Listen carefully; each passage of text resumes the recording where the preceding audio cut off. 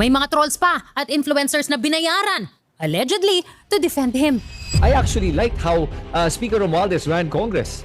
I was actually impressed at how he was able to unify Congress in a lot of major issues. Even the minority and even the independents were supportive of Romualdez's speakership. Ang inaakusahan nila dito, si Boss Martin, sabi, tinago daw. Pero asa ng patunay na tinago talaga? Di ba ang sinabi ni Mike Defensor nung isang buwan o 2 buwan ago, nasa Marines daw. Ngayon, balik na naman kay Romualdez, di ba? Hindi nyo makasuhan. Si Martin Romualdez, makalilinis talaga yung pangalan ni Martin Romualdez kung wala siyang maharap. Alam nyo, hindi nyo madadala sa korte yan. Kaya puro press release at puro drama lang ang ginagawa ninyong dalawa. He publicly stated that he had no hand in the BICAM. Yun yung pinaka-consistent defense ni former speaker. And fortunate for him, maybe baka yun yung reason bakit yun yung defense na pinipili niya. Talagang wala kasing malilink sa kanya sa BICAM or sa small committee. He was not silent. Hindi lang siya humarap himself. And to me, that says he is a coward. Duwag siyang humarap sa ating lahat para sagutin ang mga katanungan. I did not hide, I did not run. I did not evade scrutiny. I faced it head-on within the proper channel because I know there is no evidence that proves I committed plunder, conspiracy to commit plunder, or any similar offense that the Ombudsman may be contemplating against me. He distanced himself from the issue para makalimutan natin ang alleged role niya sa corruption. That is a classic PR crisis management move na malamang sa malamang, taxpayers din ang nagbayad. That's exactly what the Nepo babies did, di ba? They literally stopped posting their OOTDs and travels dahil umaasa sila na makakalimutan natin sila. Second, he said na ang Congress as an institution ay walang kinalaman sa project implementation. Congress does not build flood control projects. Congress does not conduct procurement. Congress does not inspect whether a project was actually completed. Congress does not certify whether the work done was substandard or not. So if the allegation is that there was a systemic corruption in flood control implementation, then the public should ask the obvious question: where does implementation actually happen? Definitely not in the session hall of the House of Representatives. Sir, hindi naman Congress as an institution ang sinisisi. Hindi naman kung ano ang nasa papel ang kino-question. So, imbento lang namin ang bentahan ng projects? Imbento lang namin ang subasta? Uso po yung bilihan ng budget sa Congress. Opo, ng budget po. Si Senator Marcoleta kinatest to this. Kaya po minsan paghapon papanoodin nyo po sa TV, ikot-ikot po mga kasamahan namin sa Kongreso. Yun pala, lalapitan yung isa. May budget pa ba natitira dyan? Akin na lang. 20%. Parang ganun susus basta. Yun po pagkakaalam ko, Mr. Chair. Imbento lang namin ang parking fee? Ito po common lingo ito, yung sinasabing parking fee. Hindi ho kaya nagkaroon ng yung pondo na yon ay pinarada lang dito ng isang congressman na hindi naman taga doon. Ito ang tawag ay parking. Have you heard that, Mr. Chair? Yes, sir. Yes, Your Honor. Nadinig ko na po yun. Pero 2 term po yan, di ba? Kung matatandaan nyo sa Kongreso, isa yung parking, isa yung sagasa. Could you tell us the difference? Di ba yung between parking, Your and Honor? sagasa? Yung parking rep, Tiangco, medyo kabisado ko, pero yung sagasa, hindi ko pa, pwede bang ipaliwanag mo yung sagasa? Hindi. Yung parking po, Your Honor, is nakikusap ka dun sa district congressman. Yes. Pumayag yung district congressman. Yung sagasa po, Your Honor, is wala kang magagawa sa ayaw mo at sa gusto. Mas matindi pala yun? Oh, Your Honor, so 2 term po yan, Your Honor. Isang parking, isang... Kasi madidinig mo sa congressman nasagasaan kami. Paano naman kayo nasagasaan? Binatuhan kami ng pondo na hindi naman namin alam. Ang korupsyon ay ginagawa ng mga politiko, hindi ng Kongreso as an institution. At ginagawa under the table and off the record. Hindi sa resibo dinadaan ang lipatan ng pera. Sa maleta. Finally, sinabi niya na wala siyang kasalanan pero may alam siya. I know many things about this current administration and past administrations as well. And I say this carefully. If this matter is to be handled as a legal issue, then let it be handled legally, soberly, and according to evidence. Wala siyang kinalaman with whatever went down, but he claimed to know many things. That if he goes down, he will not go down alone. Basically, he wants us to believe that the scheme behind the flood control corruption scandal started and ended with Zaldico, who, let us not forget, not only did he, as House Speaker, personally chose, he also promised the position to Zaldico back in 2007. 2007 tayo nagkakilala. I told you if I became a speaker, I'll make you chairman of opposition.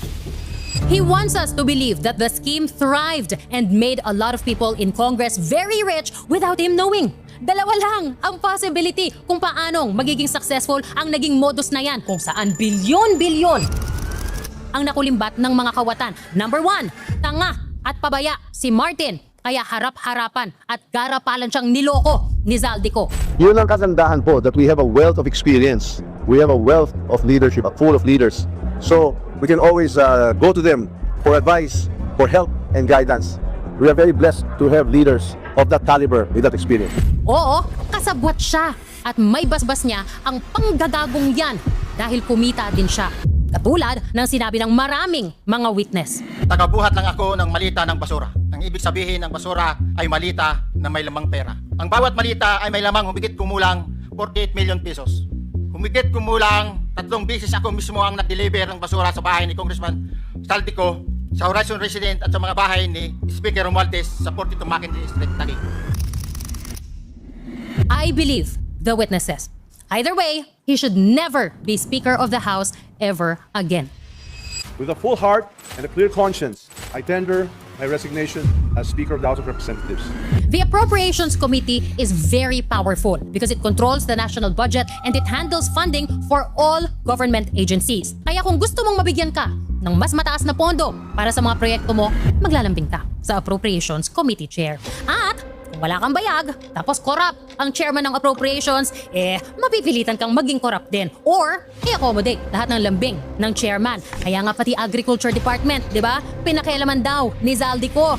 Pinatawag niya ako para pumunta sa Manila Polo Town Homes. And basically, ang hiningi sa akin ni Zaldico ay kung pwedeng bigyan daw sila ng import allocation for sugar or 200,000 metric tons of refined sugar for the year 2024. Nagulat ako sa sobrang laki ng kanyang request. So I just said, I will look into it. Kaya immediately, nilabas namin yung nung March 8, 2024, ang Sugar Order number 3 series of 2023 and 2024. Itong Sugar Order number 2 ang naging basihan ko sa pagtanggi sa kanilang request. Ito ho yun. Pakita namin mamaya. Ganyan ka-powerful talaga. Kaya ang nilalagay dyan ng speaker is someone they deeply, deeply trust. Someone very close to them. Someone na alam nila paano gumalaw at lumaro.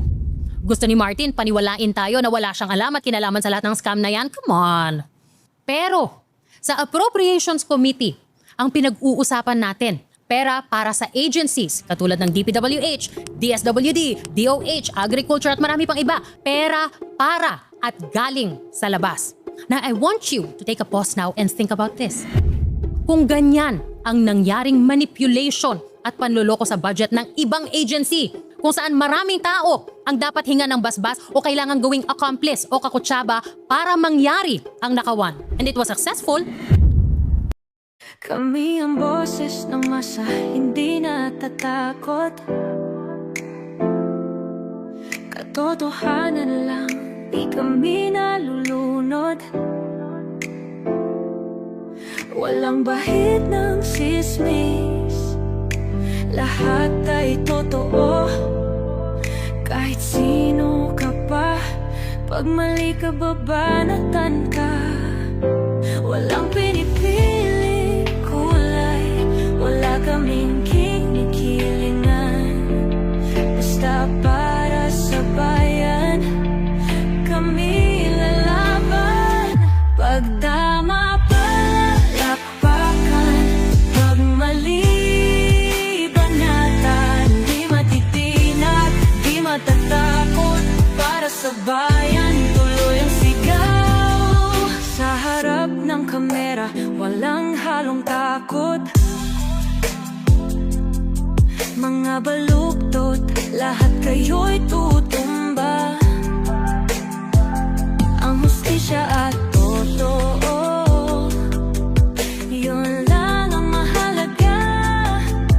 Kahit sinong harang, di kami matitinag.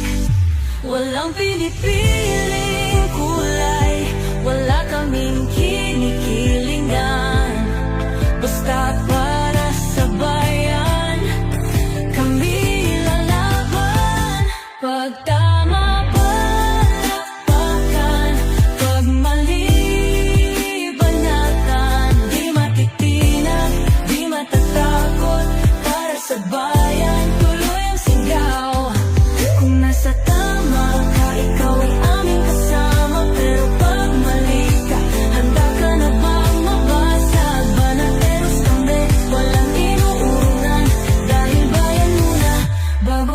sarili.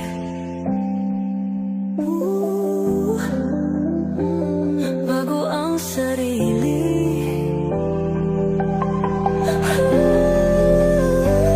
Pag tama palakpakan, pag mali banatan, banates ang sigaw, katotohanan ang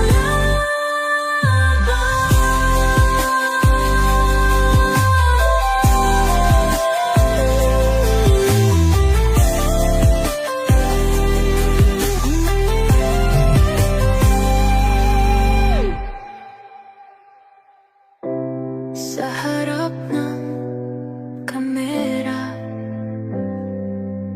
walang